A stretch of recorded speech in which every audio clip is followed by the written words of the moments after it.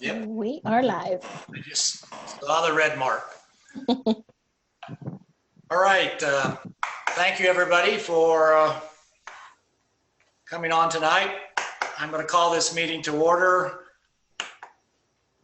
The agenda for the regular session of the Mayor and Council for the City of Bisbee, County of Cochise, State of Arizona, to be held on Tuesday, January 19th, 2021 at 7 p.m. by Zoom.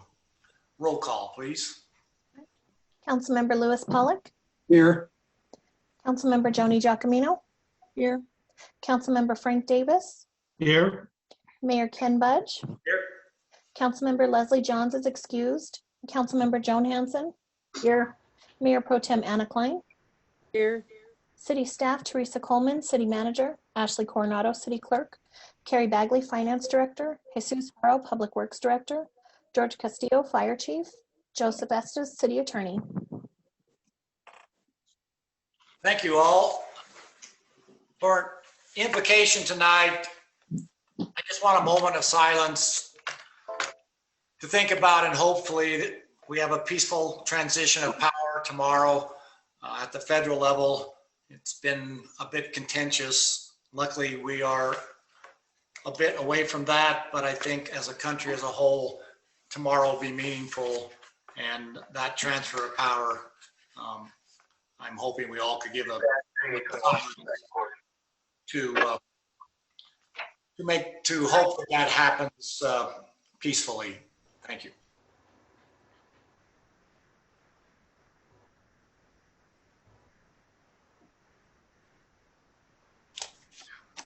Okay, with that, I don't have any proclamations, but I would like to just take a moment in announcements to let everybody know that we had a passing of one of our past employees, Russ McConnell.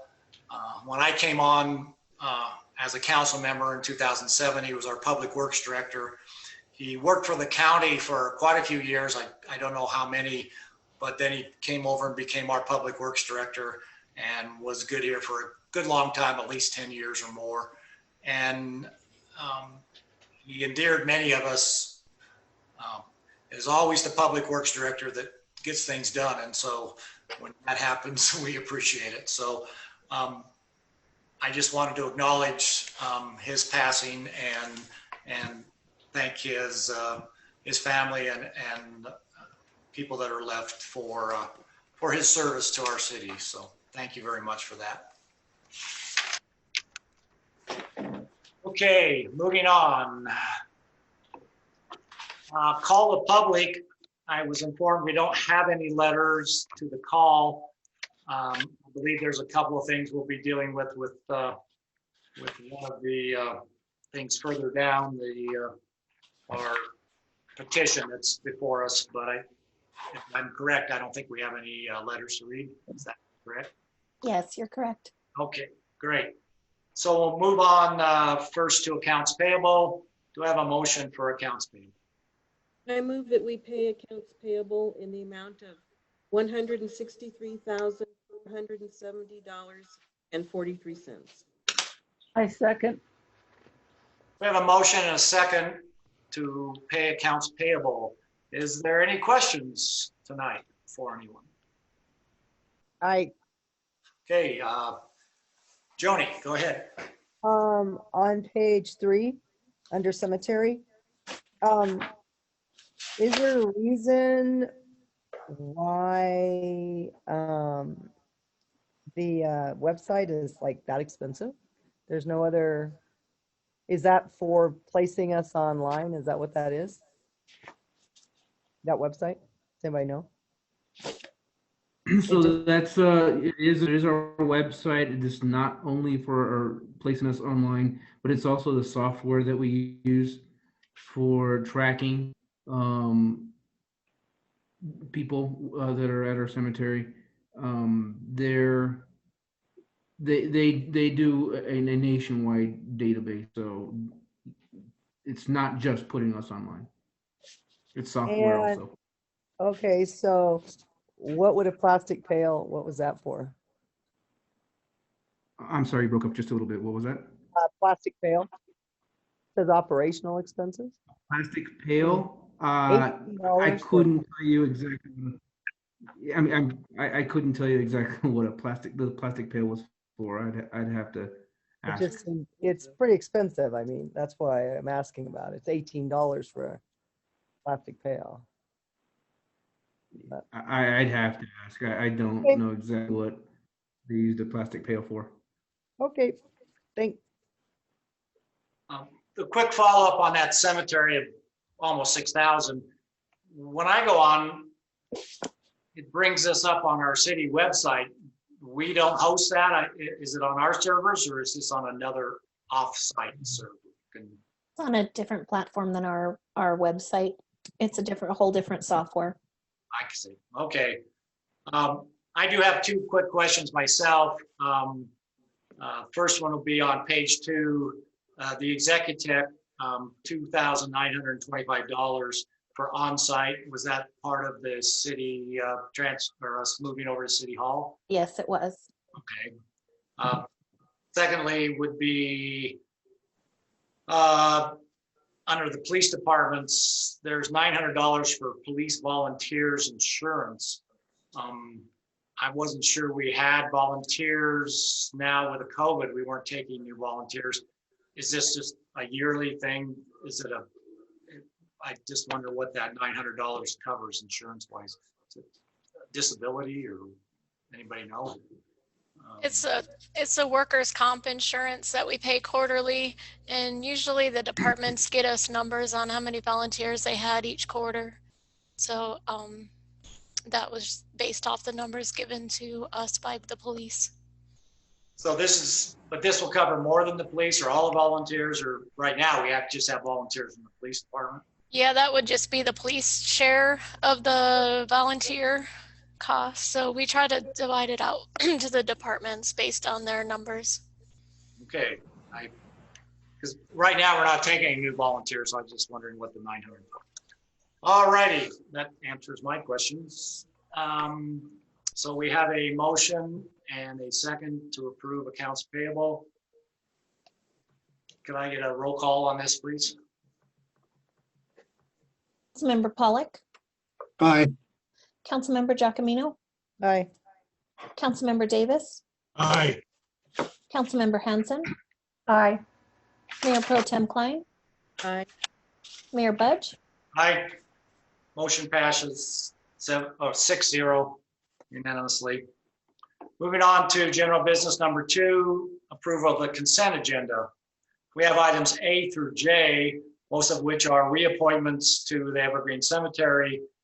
2 of them are, of course, minutes of our council sessions, and 1 new appointment. Is there any? Well, let's get a motion to. Does anybody want to pull any of these items and talk about them? Mr. Mayor, Yes. Yes. Go ahead, Lou. I don't want to pull any item, but on agenda item 2D, there's a typo error. Mr. Green and Mr. Dunn are both mentioned on the same cover sheet, so just want to point that out.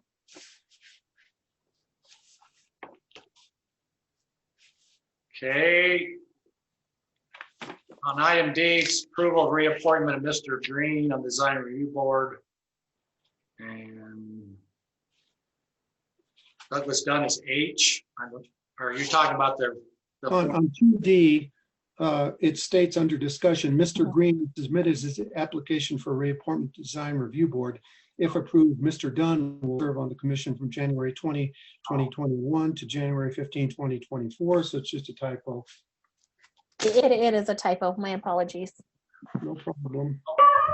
I was just, thank you. Lou. I was just looking at the agenda. I didn't see the actual paperwork. So with that correction, can I have a motion to approve the consent agenda? I move to approve the consent agenda as presented with that correction made. Okay. Second. Okay, I have a motion and a second to approve the consent agenda. All those in favor say aye. Aye. Opposed? Nay?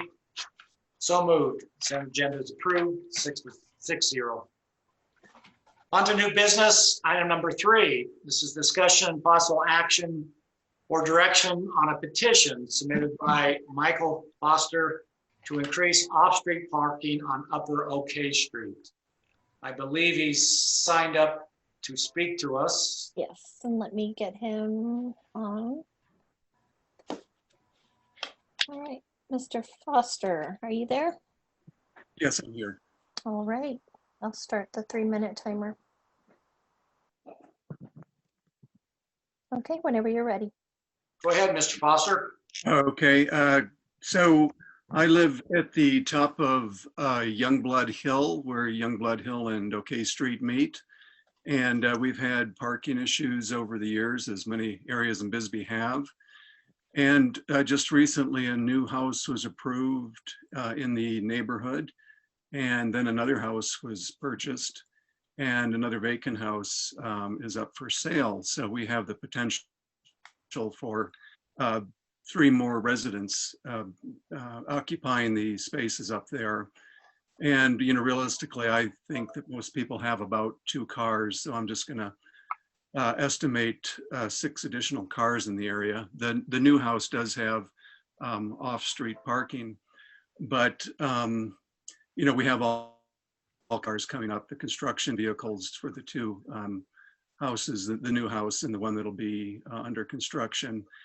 And so we're going to have a lot of extra cars up there, and there's the potential for 3 more homes being occupied in the area.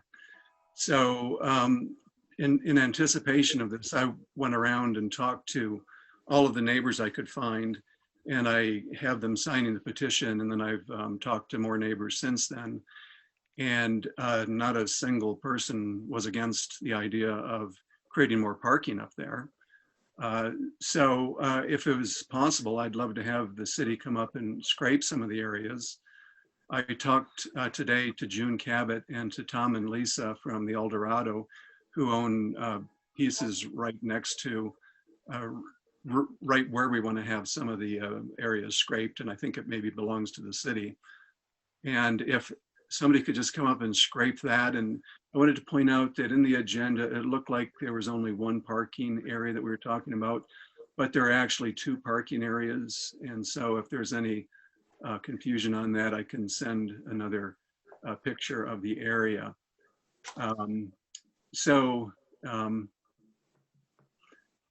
That's what I would like everybody to consider.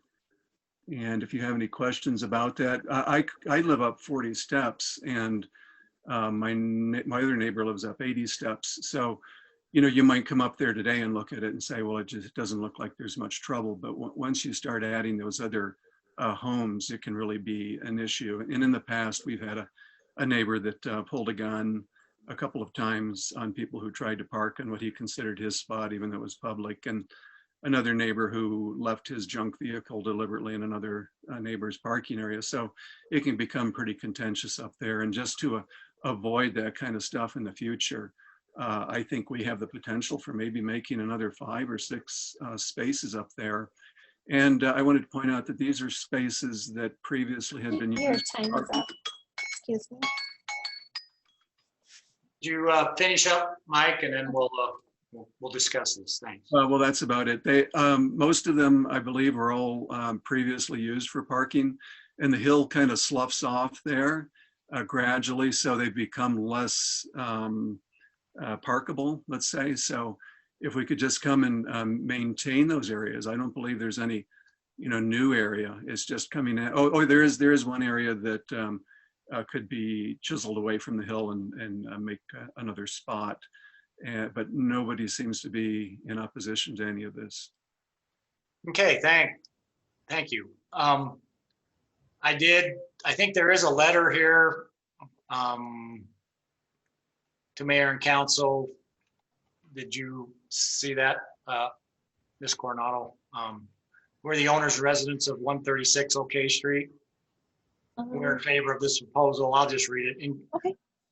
Proposal to increase off-street parking on Upper OK Street before the current homes on the market are waiting to be built or occupied.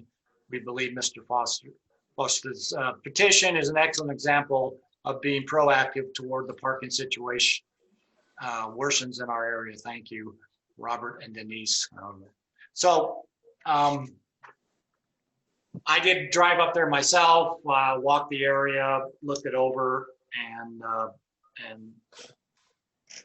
the hill's pretty steep up above. I would feel very uncomfortable about taking part of the hill down.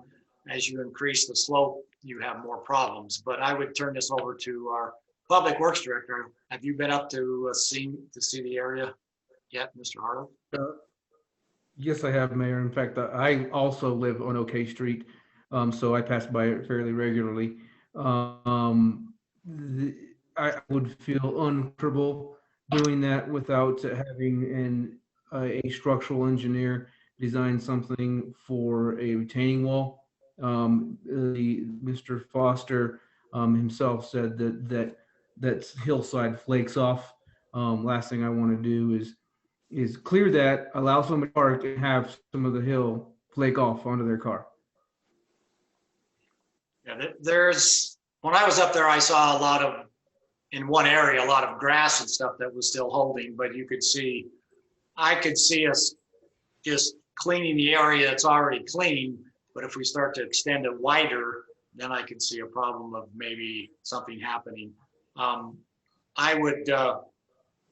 open to any comments from Mayor and Council. Go ahead, Joe.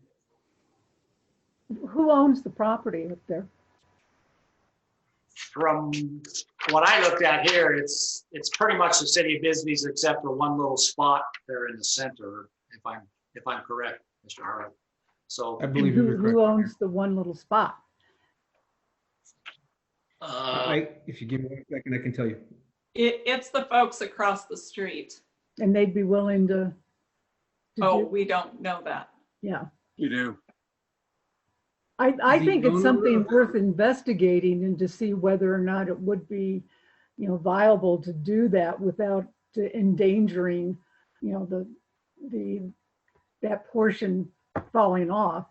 Because there definitely is a big problem there. But I also, part of it is the fact that people somebody had built a garage or shed or whatever over the canal or the wash, and then parks motorcycles in front of it. So, I think, I think we need to look into what is legally parking up there and what's not. And there's also a section that is, there's further no parking, and I'm not sure what the reason is for that. There's a large section that used to be able to park and now you can't. that would be, Ms. Hanson, go ahead. where's that at?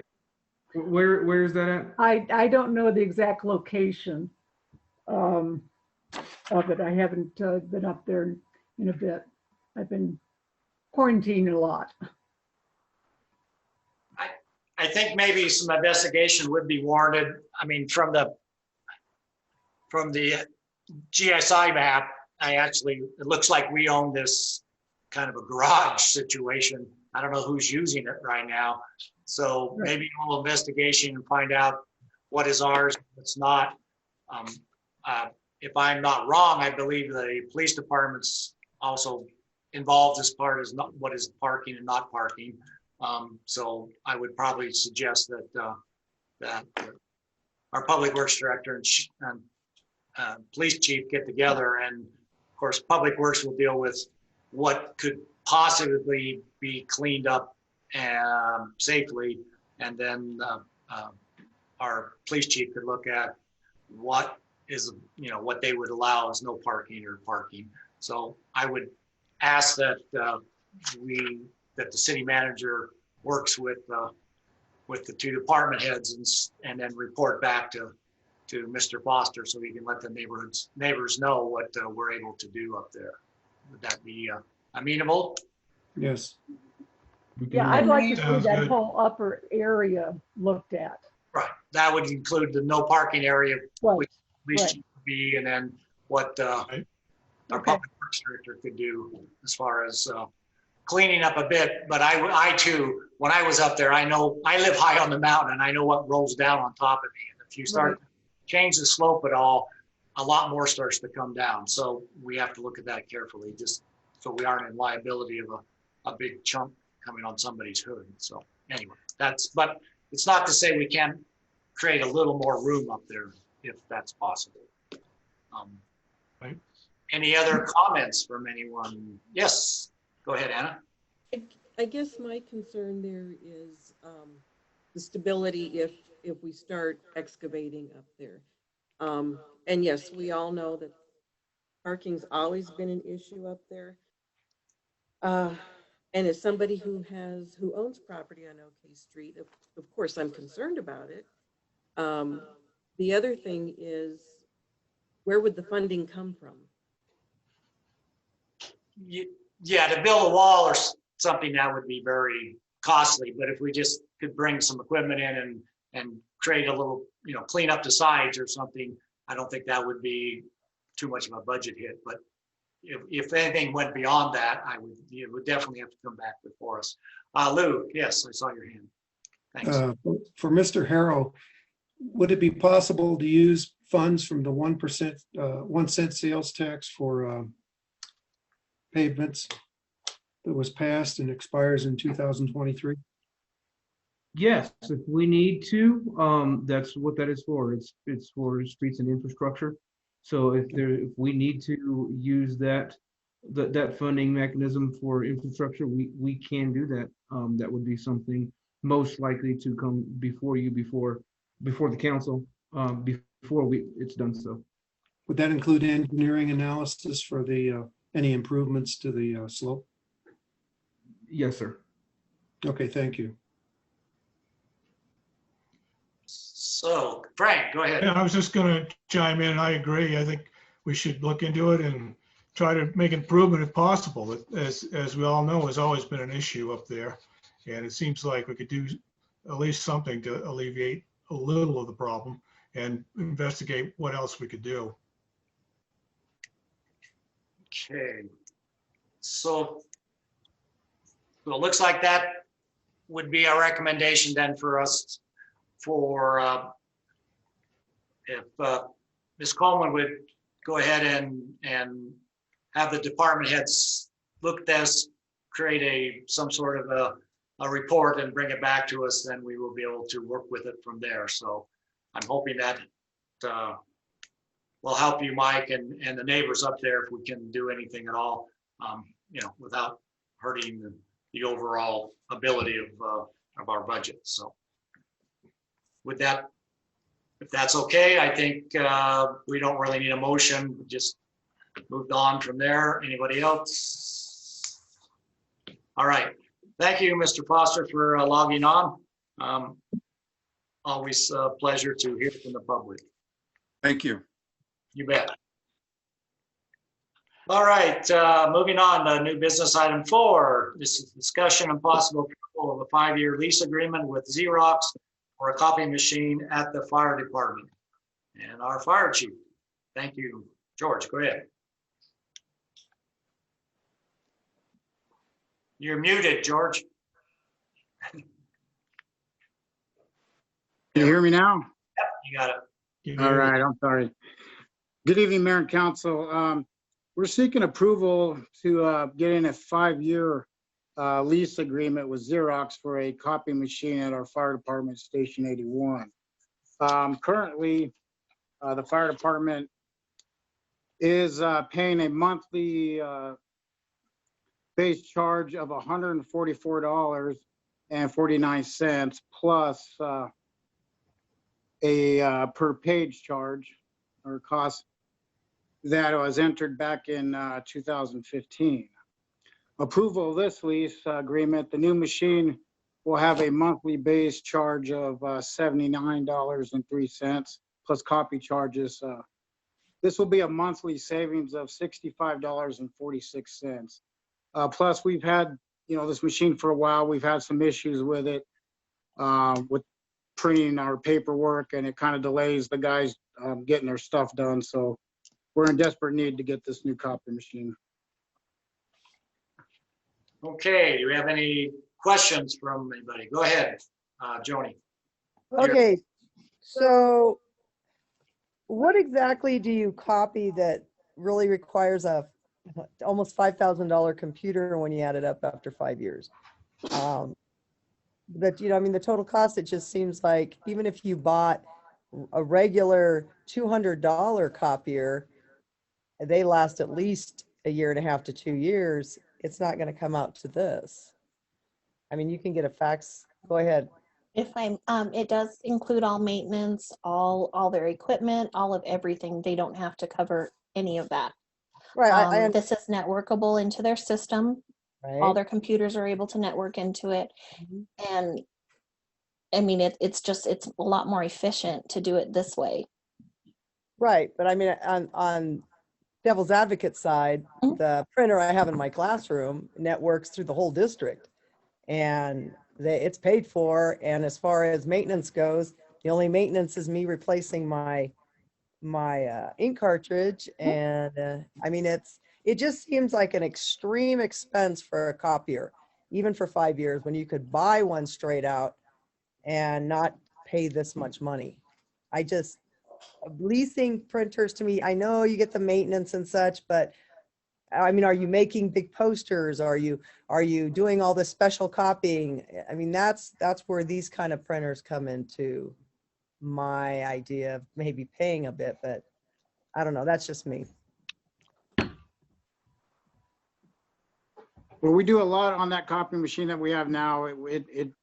We do almost entirely a lot of our office work relates to that. All of our printing on our logs, all the medical forms, all our hospital run reports. We do faxing on that. We do emailing on that. It's a very vital machine that we need within our department. I understand. If there's other cost saving options, I mean, we can look into them. I don't have any problem with that. I mean, I understand the value. The price just seems ridiculous for what you would be utilizing it for, when there are other more cost-effective printers on the market now. Again, that's just my concern. I understand. Yeah, if I could, I think what Chief is trying to say is they're emailing right from that machine. As I can email directly from my printer. Okay. And I have a 3-in-1 that I email. I mean, I can print off of, I can fax off of, I can store in a thumb drive off of, and I paid $250 for it. Okay, Lou, go ahead. Chief, this agreement, does it provide for ink cartridges also, or do you have to pay for those out of pocket? I haven't really looked into that contract. I'm not sure. I believe that we still have to buy the ink cartridges. No, you don't. It covers all your ink cartridges, all your toners, all of everything. That's your cost. Rollers, everything. Okay, I'd like to point out that I'm working on my 3rd computer in a year. I bought them at Best Buy. They're not worth a damn. I use them a lot and they break like crazy. I'm on my 3rd one now. I can understand how valuable a contract like this is if you're using it in a production mode like the fire department would do. So I don't see it as an exorbitant expense. Thanks, Chief. Thank you. Mr. Mayor? Yes, Frank, go ahead. I would like, I imagine the amount of paper that they run through that copier is a lot more than what you use, Joni, in your classroom. I mean, I'm sure it's a vast amount. They do their logs, they do all that stuff. So a $250 printer is probably not going to last very long with the amount of use that they would be using it for. Well, I will beg to differ on you on that. I do a lot of printing in my classroom. I'm sure you do, but I get these guys do 10 times the amount. Any other comments from anyone? All right, I'll chip in just for a minute. A lot of printers use ink jet ink, and that stuff is just super expensive. That's what I used to own before I went to a laser. Now I get 2 reams or 3 reams of paper out of one.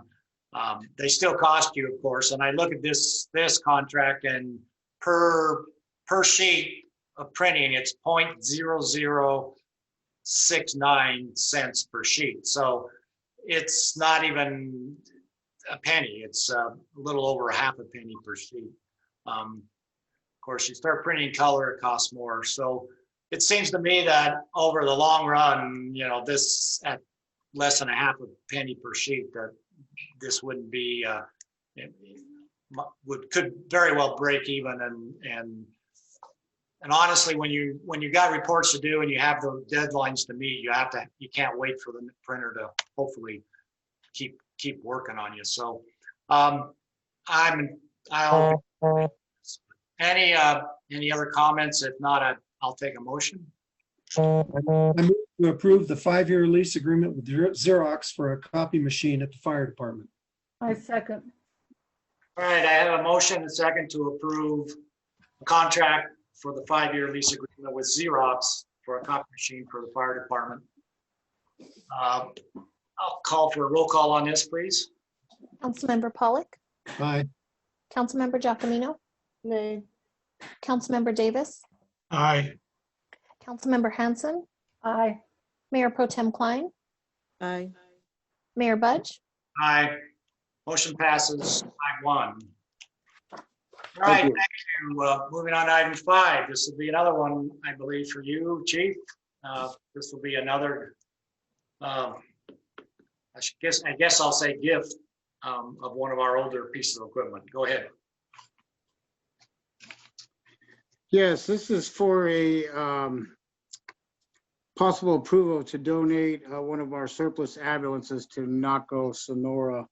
This was one of our medic units that we took out of service years ago. The city was using it, Ashley was, for the movies in the park.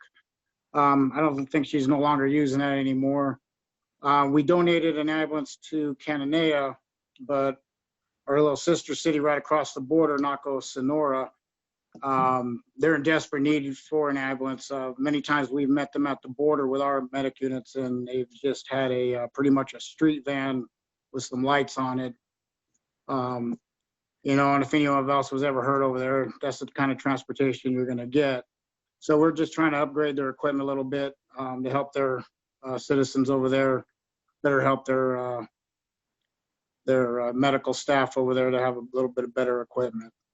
So we like for the city to go ahead and approve a donation for that old medic unit that's no longer in use to Naco, Sonora. The year and mileage on this one? Any idea? I believe that one is it's in the 90, might be a 98 with little over 200 and something thousand miles. Is it a diesel again or not? Yes, it is. All right. Questions, anybody? Go ahead, Anna. Steve, did you say that was the one that Ashley uses for the movies in the park equipment? Oh, that's correct. I kind of wish that the ambulance that went to Cananea would have gone to Naco. But all the decals and everything are off of this one completely? Oh, yes, they is. Yes, they are. There's no more, nothing that says Bisbee Fire on that unit at all. Okay, so can I ask Ashley how she feels about giving up her moving van? No, it's fine. We have plenty of volunteer help, my husband, to help us move the equipment. Just don't tell him I said that yet. I saw a couple extra Bisbee buses. I'm sure you could. There you go. We'll figure out something. They're huge. Put the whole group in those. Any more questions? Oh, go ahead, Frank. I was just saying, I think it's a great idea to donate this to NACO. They certainly need the help over there. And, if we're traveling over there and we're getting a pickle, we're going to might have to do something like that. So I think it's, we want to keep good relations with our neighbors. And I think this is a good way to do it. We have so much over here, we could share a little with them.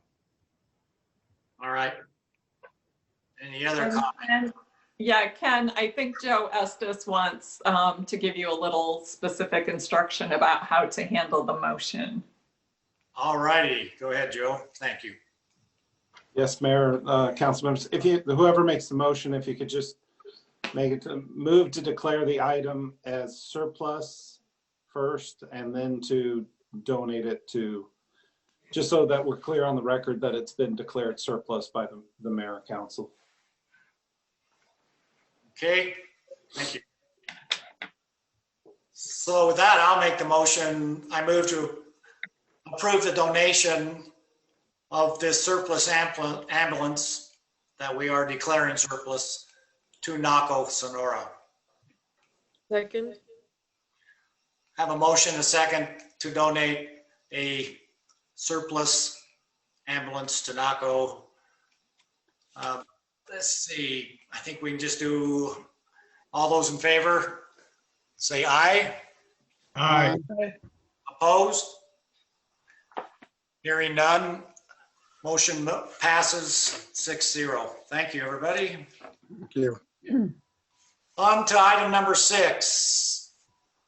Agreement to enter into an intergovernmental agreement with the city of Douglas for public transit service, sorry. City Manager Coleman, is this yours?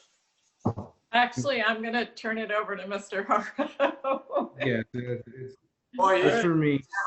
Okay. Good evening, Mr. Mayor, members of the council. So this intergovernmental agreement will replace our expired contract services agreement that we have with the city of Douglas. I did have discussion with ADOT in Douglas, and it was ADOT's preference that we enter into an IGA rather than go out and forbid and enter into another contract services agreement for public transit service. So this IGA is nearly identical to the contract services. The term is for 2 years. That 2 years matches our federal grant agreement with the option for 2 one-year extensions. So that would be matched hopefully with our next grant agreement also. All right. Questions from anybody? So yeah, I was wondering why. Oh, go ahead, Joan. Thanks. So why, I don't understand not going out for bid for this, because I know that there have been some problems. Have all of those been straightened out? And also that there's been a cost overrun. It seemed like every year that was costing us. We definitely can go out for bid and enter into contract services. It was only ADOT's preference that if we enter into an agreement with the city of Douglas again, that it be an IGA rather than a contract for services. We would have to go out to bid for that, and so that would add time, but that's the council's preference. We can also do that. Why did they prefer that? Is that because of the grant coming up in 2 years? I'm not sure why they prefer an IGA rather than contract for services. The term for our grant is always the same. It's for 2 years. So the only reason our previous contract was exactly the same terms. It was for 2 years to match one grant cycle with the option for 2 one-year extensions to match the second grant cycle. The other question I have is are there any other options aside from Douglas that you know of? Any other than Douglas? You break Right. it just a little bit. Okay. Right. So I went back and looked at the bid. I believe there were other bids that did come in. So we put it out to bid, there could be options. I'm not sure we would have responses other than Douglas. Yeah, I know that there were other bids when we first went out for this. I just didn't know if the other ones had dried up or were no longer around. So I don't know if they are around. However, when we do our grant application, we do have to put it out that we are doing this, applying for the grant application, and other public transit companies have the opportunity to make comment, and we don't ever get any comments. Okay. Thank you. Any other questions? I have a couple first to, oh, go ahead, Frank. Well, I was just going to kind of reiterate what Joan said. I don't know who you would anticipate, who else would bid on this. If there were some viable bidders, it'd be worth doing, but I think that it's a pretty limited pool, I think. I know Catholic Services used to do it when I was around before, and I don't know if they're still a viable alternative or not. I guess my legal question will be to our attorney there. Is there any, because we're not going out to bid and doing an IGA, is there any difference in something that may come back or have another agency wonder why we didn't go out to bid? Mayor and members of council know that doing an IGA with another municipality is acceptable to that. And I will point out, I made a few amendments to the agreement when I was provided it for review. And one of those is in paragraph 4, where I tried to protect the city from those cost overruns that Councilmember Hansen was concerned about, where I added in the language, the parties agree and understand that all payments under this agreement shall only be paid from the funds received from the Federal Transportation Administration grant, the grant number, and the city's associated local match requirement. Yeah, I saw that and I wasn't sure if that's what you were doing or not. That's what I was trying. That's Okay. that's the intent of including that additional language, is so that they're clear that the city's entering into this agreement, this IGA, and that the funds are solely coming from this grant and the city's local match requirement for that grant. Lou, go ahead. I also read that paragraph, and my question was, what is the city's local match requirement? Is it a fixed percentage, or because it appears to change yearly in the statement of work? How is that local match requirement fixed or determined? And that's to you, Mr. Estes. I don't have a copy of the grant itself and what the requirements are under the grant. Do you know? I think I can provide some clarification, Mr. Pollock. Okay.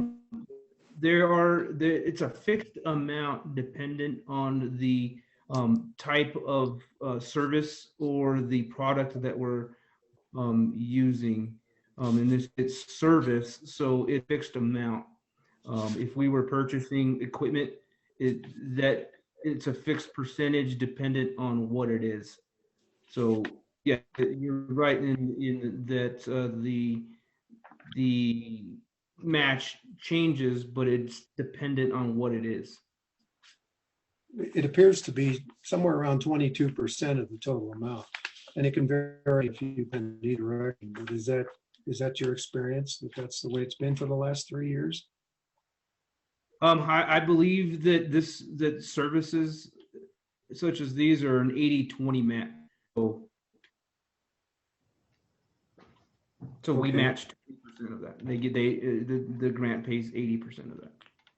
Okay, thank you. If I might, in the packet, you will see a letter to Carrie about the transportation situation. So administration, there's the 80% match. Well, they do 80-20. There's 90. There's 100, 58%, and an 80%. So it depends on what it is what the match goes, I believe. So our local match is about $101,000, it seems. The federal award is $365,000. That's what I see on this, when I read it. Correct me if I'm wrong. No, you're right. That's correct. But Okay. it changes, it varies up and down depending on the past years. I was just curious about that. I didn't know if it was past years or if it's depending on whether it's the lift or the operating or the administration. It seems like to me this is the federal government. It's a good deal, any way you look at it. It's a very needed service and I would support it. I guess my only question would be if has anybody heard of anything? I remember when we went through this once before, it was about the service and what we were getting and were we satisfied? And so there's two things to consider. How well is the service performing for us and are residents happy to use it? And, if not, then I wouldn't want to get into an IGA, but I personally have not heard of anything that Douglas hasn't been doing. Does anybody else have any comment on that? If anybody's heard anything. So that's why I'm more comfortable with going with what we have. It's established, it's all set up. As long as they're meeting our needs and doing it correctly, then, I don't see changing horses midstream, but that's just me. All right. Oh, go ahead, Anna. I agree with you on that, and I want to thank Mr. Estes for putting in that fourth paragraph to protect the city a little bit, because we were kind of running in the red, and this service is so needed here, and there's so many people that's all they have and rely on it, and everybody seems to be pleased with what Douglas has been doing. So I think they're doing a great job. Great. Thank you. Any other comments? I'll entertain a motion then for item number 6. I would move to enter into an intergovernmental agreement with the city of Douglas for public transportation services. Second, Second. All right, we have a motion by Frank and a second, I think first was by Lou, to enter into a intergovernmental agreement with the city of Douglas for public trans service. Roll call on this, please. Councilmember Pollock, aye. Councilmember Giacomino, Aye. Councilmember Davis, Aye. Councilmember Hanson, Aye. Mayor Pro Tem Klein, Aye. Mayor Budge. Aye, motion passes unanimous 6-0. Thank you, everybody. I love roll call votes. It gives me a chance to zoom down to the next agenda item. All right. Agenda item number 7. This will be about to agree to the terms and conditions of a possible lease purchase agreement for a mini hydraulic excavator. This will be back to our. Mr. Mayor, member of the council, as directed, I did go back to Empire, and we looked at the different used models of the mini excavator. We did locate a 2019 model and a 2020 model, both used. They're used models that they have. Those are actually located within their rental fleet. So we did locate 2 models that matched what we were looking at purchasing new. I chose to present a 2019 model that'll save us approximately $7,500 as compared to the new model. Again, it's the same model. The 2019 model would be equipped with a hydraulic thumb as the new 2020 model is. So both pieces of equipment meet our needs. The only difference between the 2 models then is the 2019 model has approximately 1,000 hours on it, and the warranty on it. The warranty on the new one will come with essentially a bumper to bumper. This doesn't have bumpers, obviously, but it will cover everything that is not intended to wear out, just as if you were buying a brand new car. The tracks, the windows, those types of things, brakes, those types of things that are intended to wear are not covered. When we go to the 2019 model, that model only covers the powertrain. So the engine and anything that makes it go. Again, we do save some money with going through with the 2019. My recommendation that we do stick with the new 2020 model. The warranty period, again, 3 years, 3,000 hours. The warranty period with a used vehicle or a piece of machinery will be prorated. So we would get approximately 2 years and 2,000 hours under that warranty. And again, that is not bumper to bumper. That's only powertrain. I'd be happy to try to answer any questions you all have. All right, taking questions. Go ahead, Lou. Mr. Mayor, I saw an email from you that said that you had determined that there was 2,000 hours on that used piece of equipment. And Mr. Harrell says 1,000 hours. I'm curious to the difference there. Can you tell me? I may have misspoke on my email, but I think what I was referring to, what I found was the warranty runs for 2 years or 2,000 hours. Okay. And I called Mr. Harrell about it earlier and said, could you check and find out if we're going to spend basically $8,000 more? I wanted to know if it's a 2-year warranty, that means we're paying $4,000 a year basically for a warranty. If it's 3 years, it cuts it down a bit. But what I was able to find was a 2-year, 2,000 hour. That's, I think, what I said in my email. But I was typing on emails this morning, so I understand. That's good. To continue my question for Mr. Harrell, the unit has 1,000 hours on it already. It's typical for an piece of equipment like that to work maybe 50% of a labor year, which would be 1,000 hours. So, or excuse me, 500 hours a year would be a 2-year period that would represent a difference between the new warranty and the used equipment warranty. And I think that the extra money is warranted in that you get a 3-year, 3,000 hour warranty for the new piece of equipment. I think, in my opinion, it's worth that extra money. Okay. Any more comments from council? I just have a question.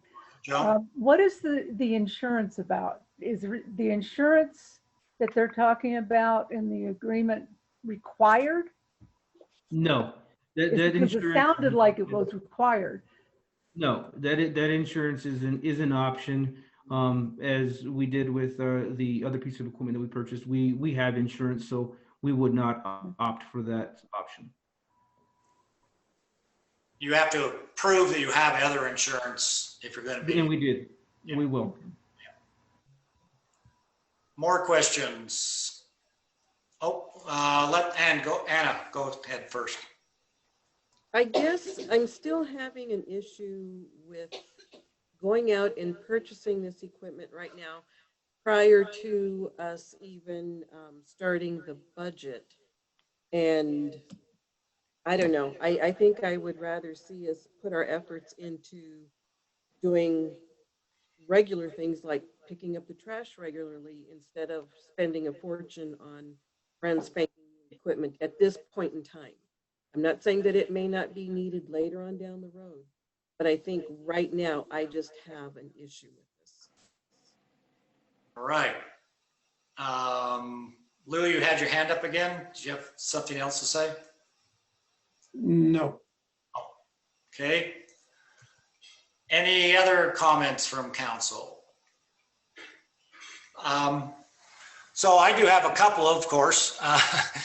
So the numbers that are put in here are basically lease payments, but they don't include the tax. So the way I look at it down the way, there is more cost to it the new basically $64,968 over the 6 years, and a used piece of $56,000. So almost $8,450 difference. That's without the insurance. So that's what we're really talking about, the difference between. And I'll be honest, I also, I'm a little apprehensive about this piece of equipment until we get through budget session. If we needed it between now and June, we could rent one if there was something that was absolutely needed.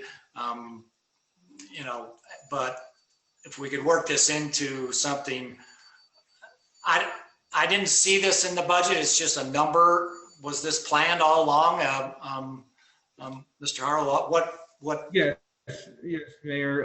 When we were going through the budget process last year at this time, we did have estimates on what we're hoping to get.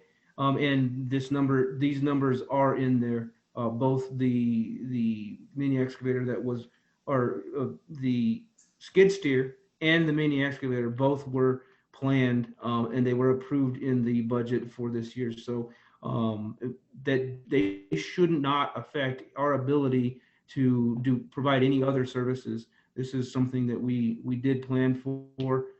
If we don't purchase it, you know, obviously that money could go somewhere else, but it should not affect our ability to provide any other services. This is something that we planned for. So this one comes out of a different budget than the excavator does out of the skid steer. Am I correct? Yes, sir. This one. Yes, sir. The skid steer was budgeted in our streets department. The mini excavator was budgeted out of our wastewater collection department. Those are respectively, those two departments will be using those pieces of machinery the most. Okay. So ending up with my last comment would be, I was in favor of the skid steer because we don't have anything quite like that, but the excavator, I mean, we do have backhoes. They're bigger, they're harder to get around and so on, but they can dig if we have to for most of the area. And if we had some really tight something, we could possibly rent one if it was absolutely necessary until, you know, I'm getting into this budget mode. I didn't approve this last year, and so I'm again kind of with Anna and thinking that can we wait and double check this and make sure that things look good. I know our wastewater is not as in dire need. If this was coming out of the general fund, I'd absolutely say no. But so I'm going to leave it at that and let everybody have their say. Go ahead, Lou. Mr. Harrow, could you describe what this piece of equipment would be used for and how it would benefit your department? Absolutely. So the main benefit for this again is the narrowness of the city of Bisbee. We have sewer lines that are located within stairs, within alleys that our backhoes can't get into. We have to manually dig a large portion of our repairs, which obviously takes a lot longer. Stairs, again, alleys, and I don't mean just in Old Bisbee. I mean it includes both the Warren and the San Jose districts, or wards. I apologize. So it would be utilized throughout the city. Do manually dig. There are places within the San Jose area where our sewer line is a good 10 feet, if not more. And so manually digging that would take quite a long time. And we have done that in the past. Thank you. Would this be used in the cemetery at all? We could, yes, absolutely. We can use it in the cemetery. In fact, that's a good point, Mayor. There are places where our full-size backhoes can't get in. So we possibly could use that in order, because it's of the size to get into some smaller areas. That's one thought I had, even though it's in the sewer fund. Go ahead, Anna. Just a question on the cemetery. where you're saying that they can't get in, don't we still hand dig?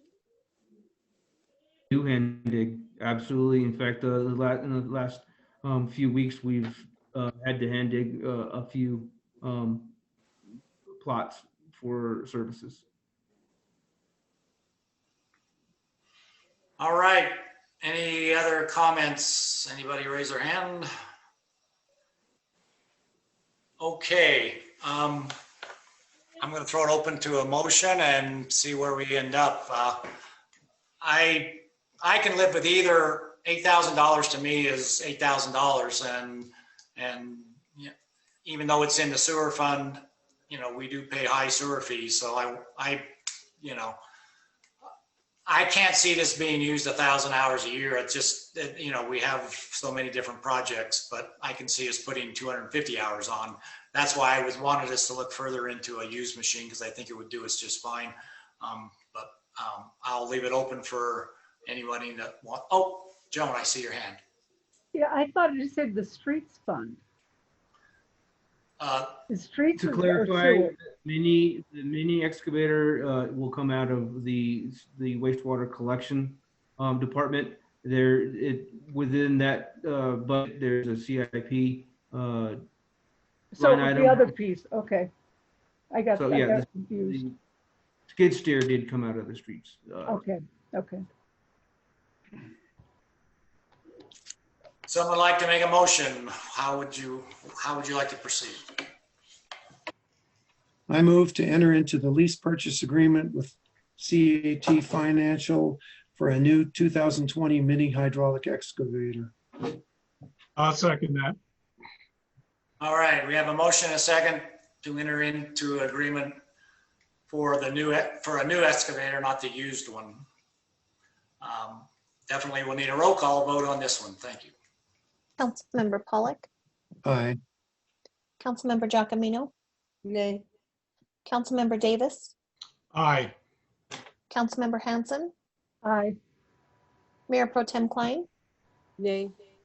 Mayor Budge, We are.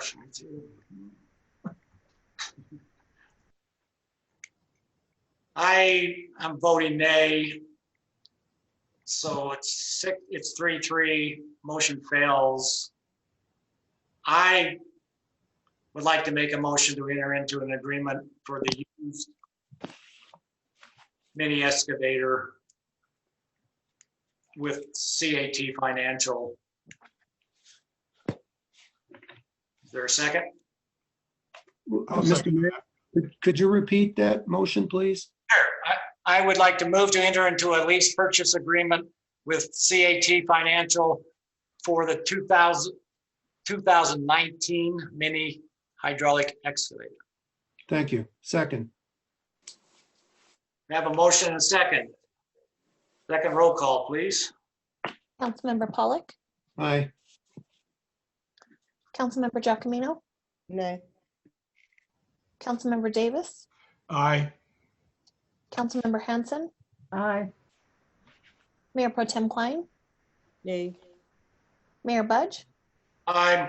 Motion passes 4-2. Thank you. Thank you.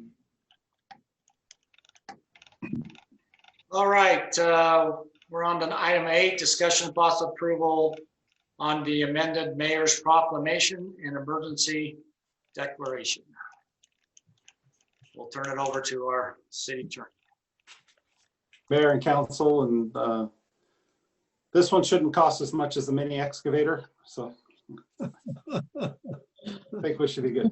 Now, was looking through when I first came on board at the proclamations and resolutions with regard to the COVID-19 emergency and situation, and it looked like a number of them needed to be updated and corrected as things have progressed. You know, there are times where certain things were shut down and then opened back up. Wanted to make sure that there was clarity as to where the city of Bisbee currently stands with the current proclamations, and add on to that, you know, the prior mayor leaving office, new mayor taking over office. wanted to make sure there was no concerns as to whether or not a prior mayor's proclamation carries over for a new mayor with regard to this type of emergency. So essentially, this resolution, or it's a amended mayor's proclamation and emergency declaration, just reiterates the current status of where things are with COVID-19, re-acknowledges that it's an emergency, states forth the powers and statutes by which the proclamation is made, and then provides for one, maintaining the mask mandate, and then two, acknowledging that the governor's executive orders are the law of the state when it comes to the vast majority of COVID-19 matters. So we don't have to go back and forth and redo new proclamations and resolutions every time the governor changes an executive order. This would follow along with the governor's executive orders, with the understanding that the governor left the mask mandate issue up to the municipalities, and Bisbee did enact that, and so that is reincorporated into this. So it keeps everything the way it is. It just cleans things up, and then we don't have to go and redo everything every time something changes. All right, thank you. Questions or comments from anyone? I want to thank you, Joe. I left everything in place when I came on. I didn't see any need to change anything from what Mayor Smith had done, and this just clarifies it all, and hopefully will make it easier for us as things progress, as we start to back down out of this, which I'm giving all the hope to. So any other comments or questions? Seeing none, I'll entertain a motion, or I'll go ahead and just propose it or make the motion. I move to approve the amended mayor's proclamation and emergency declaration. Second? I'll second it. John Hanson seconded. This is a formal action, so I'll need a roll call. Councilmember Pollock. Aye. Councilmember Giacomino. Aye. Councilmember Davis. Aye. Councilmember Hanson. Aye. Mayor Pro Tem Klang. That aye? We didn't hear you, Anna. Aye. Thank you. Thank you. Mayor Budge. Aye. Motion passes 6-0, unanimous. All right. We're on to our last item before the executive. So this will be item number 9. This is a discussion and possible direction on a future work session on open meeting law and mayor-manager form of government. Go ahead again, our city attorney, Mr. Estes. All right, Mayor and Council, again, I propose this as a discussion item to see if we can, if the mayor and council are interested in setting up a work session to have.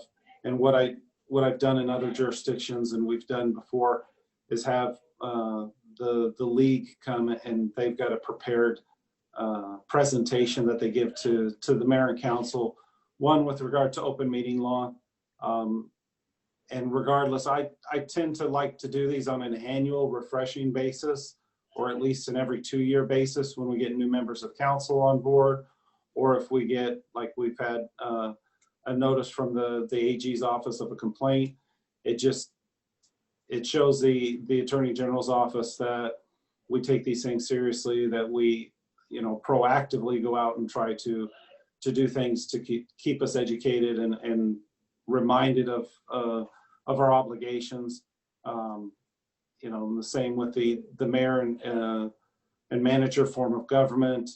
And the other thing I like about doing these and having them as a work session, a little more difficult with COVID, but when you can get community involvement, you get people who come and are interested, it also educates the community as well. as to these issues with regard to, those areas within your purview with regard to the open meeting law and the form of government, how things actually work within the city. Okay, I actually discussed this a bit, and I've been through a couple of these, but it never hurts to be reminded. Do you know about how long a presentation like this would take? Hour, less, more? Less than an hour, Mayor. I mean, usually we just did one for another jurisdiction on the manager form of government, the mayor manager form of government, council manager form of government. And I think that took a total of 25, 30 minutes. I wouldn't expect much more with regard to the open meeting law. And a lot of that's just again, refresher, reminder, especially with new technologies and things with social media and stuff like that. It's just a really good refresher for the mayor and council. Right. And in fact, what I asked for, and I also support this, would be for it to be turned into a YouTube, especially the open meeting law. We do that at the first part, and then send that out to all of our boards and commission members, because they also, I know when I was there, that was always a struggle, and for them to be reminded, it's a good learning lesson for them. We get a lot of new people in, change over, and then of course the public in general never understand better. I get a lot of questions about the mayor manager. What's my role as mayor versus the manager? And so that would work well, and we could put that into a YouTube and put it on our website, and also send a link to all of our boards and commissions. So any comments from any council? Yes, go ahead, Luke. I attended the League of Cities and Towns 3-day conference a year ago, and I could sure use a refresher, especially on city manager mayor form of government, and I'd be wholeheartedly in favor of doing this. All right. Any other comments? Go ahead, LeMay. Yeah, I think it's a good idea to have a refresher. I've been through these sessions before, but it's good, and it's good to get it out to the other commissions too, committees. Okay. Joan, go ahead. I like the idea of it being a training every 2 years, because the last time that I had one of these was when I went to the League of Cities and Towns, and that was 6 years ago. Yep. Sounds like we have a good consensus here, so I'll work that out, and I don't know whether the preference would be to have an early session or put in a separate week, for a work session. If it's only less than an hour or about an hour, I wouldn't mind coming on at 6 and getting it and then going on, as long as our agenda isn't too big after that. So I'll work that out if it's okay with you all, and get that scheduled. So that everybody shakes their head, I'll move forward with that one. Sounds good. As a recommendation. All right, thank you all. Thank you, Joe. So item number 10, this will be possible approval to go to a motion of executive session to consider 3 items before us tonight. So I think with that, could I have a motion to go into executive session with a second, and we can move forward.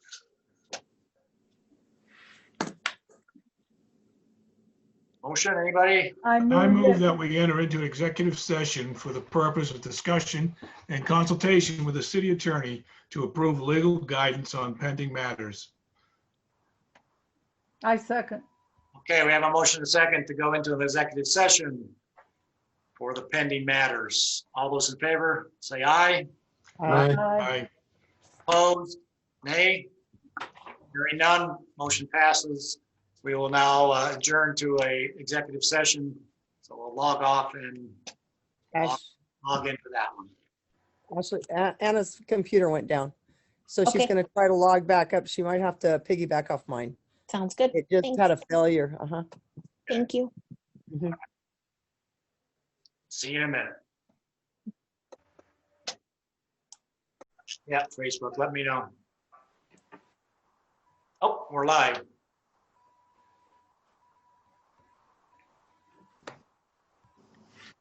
Okay, I'm going to entertain a motion to come out of executive session. I move that we come out of executive session. I second. I have a motion, a second, to come out of executive session. All those in favor indicate by saying aye. Aye. Opposed? Nay? Hearing none, we're out of executive session. On to item number 11, which is, wow, disappearing. Discussion of possible approval to establish a judicial selection committee for the purpose of making recommendations for a city magistrate. I'm going to make a motion that we table item 11, this discussion, until we receive additional information. So I move that we table item number 11 for approval to establish and selected judicial selection committee for the purpose of making recommendations for a city magistrate. Table. Have a second? Second it. Frank seconded. We have a motion and a second. All those in favor indicate by saying aye. Aye. Opposed, nay. So moved. Item is tabled. Item number 12, city manager's report. I don't have anything. And council comments, Councilmember Johns will update us at next one when she's feeling better. So I think that I'll entertain a motion for adjournment. I would make a motion that we adjourn. I Second. We got a motion in 3 seconds. No, and for adjournment. Thank you, everybody. All those in favor say aye. Aye. Opposed, nay. Thank you. See you in 2 weeks. All right. Everybody have a great night. Thank you, everyone. Good night. Bye-bye. Good night. Bye.